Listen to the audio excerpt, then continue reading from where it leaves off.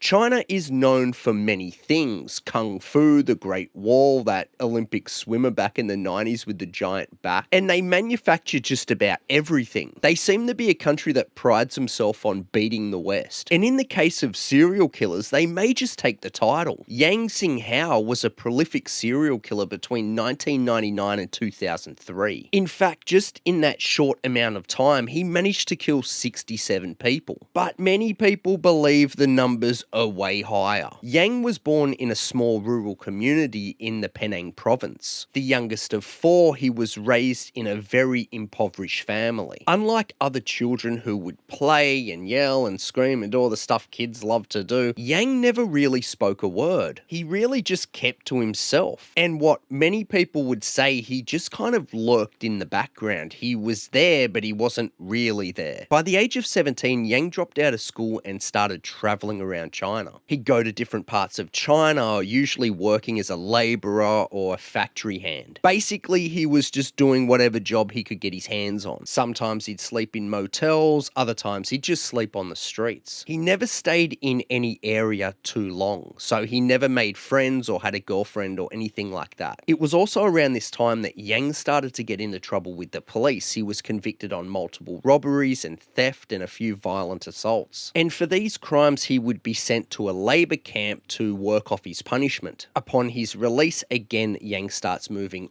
all around the country. And again, he's sleeping rough and doing odd jobs, usually for cash in hand. By 1991, Yang, at just 23 years old, is arrested again, but this time he's arrested for essaying a woman who was walking home after a day's work. And for this, he would be sentenced to 3 years in prison. And it would be during his time in prison where Yang would just go over the edge. You see, he had grown to hate people. He loathed them. And maybe it was due to his impoverished background where survival was the main focus. But Yang's hatred towards people had no bounds. It didn't matter if they were old, it didn't matter if they were just tiny kids. He hated everybody. So upon his release in 1994, Yang is on the move again. This time he has ditched absolutely everything in his life. He has no ID, he has no personal possessions.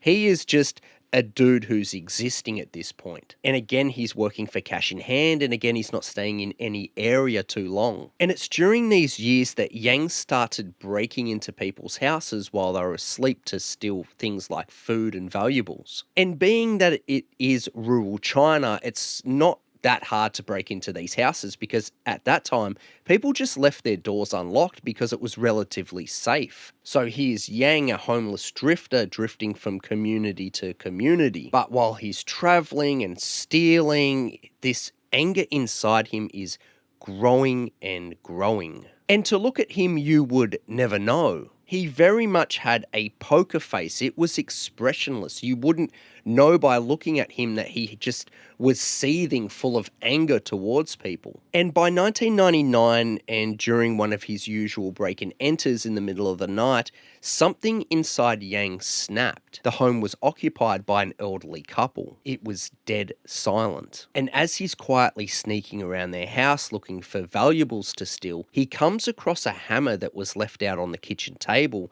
as the elderly man had been doing renovations around the house earlier that day. Yang would pick it up, and this would be the start of a killing spree that would last almost 4 years. He walks into the couple's room while they're asleep and just starts bludgeoning them. And blood is spraying all around the room as he keeps hitting them one at a time, one at a time, one at a time. He just keeps slamming the hammer down into their skull as hard as he can. He's driving it in and blood is just spraying everywhere.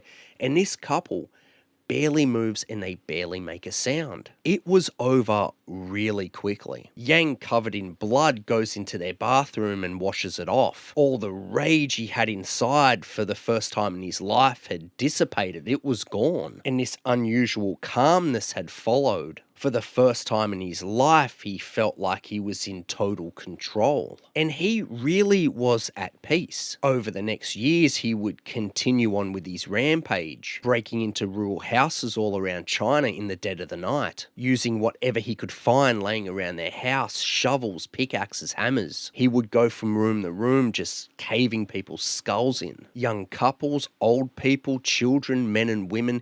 He did not discriminate. He killed everybody. He left no witnesses. He would annihilate entire families. In one infamous incident, he killed 3 generations under the one roof. The grandparents, the parents, and the children, dropping a total of 6 bodies in the one night, as he meticulously worked his way from the strongest to the weakest, with their pleas of mercy falling on deaf ears. During these years, the police from all these different districts are starting to become concerned with the amount of bodies that are showing up to the morgue who have been murdered in this way. It's always the same MO, killed in the middle of the night, usually in their sleep with a blunt force object of some sort. It was never a knife and it was never a gun. And then the perpetrator just vanished. Early on, police believed that there may have been multiple assailants committing these crimes because the death toll had gone over 60 at this point. But on November 3rd, 2003,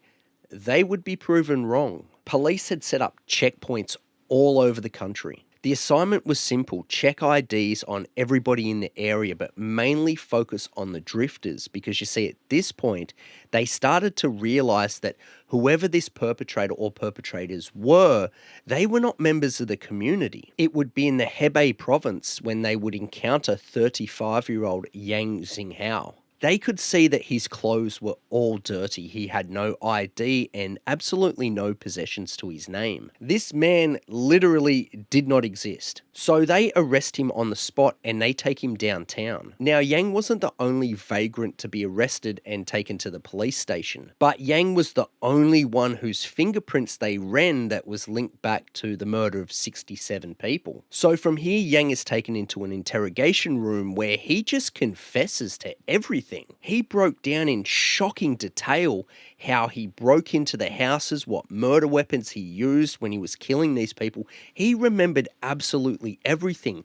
And the most disturbing part about all of this, as he's recounting the stories, there's absolutely no emotion on his face. He was completely expressionless. For him, talking about murdering people was like the average Joe talking about a boring day at the office. It just didn't faze him one bit. He didn't kill for enjoyment. He didn't kill for gratification. He simply killed just because he could. And when the police asked him, "Why have you killed all these people?" he said, "I simply had no reason to stop." Now, justice moves quickly in China. In the West, you'd expect a case like this to drag on for years, with the perpetrator wearing a pair of aviators like that dipshit Richard Ramirez. And when they get the death penalty, they sit in a cell for 20 years on the taxpayer's dime. But in China, that is not the case. On February 1st, 2004, he was convicted of all 67 murders and he was sentenced to death. And he would be executed just a month later on March 14th by a firing squad. They really moved quickly. They didn't muck around. And this would bring an end to the life of one of the world's most prolific serial killers. So make sure you lock your doors at home. And may all 67 victims rest in peace.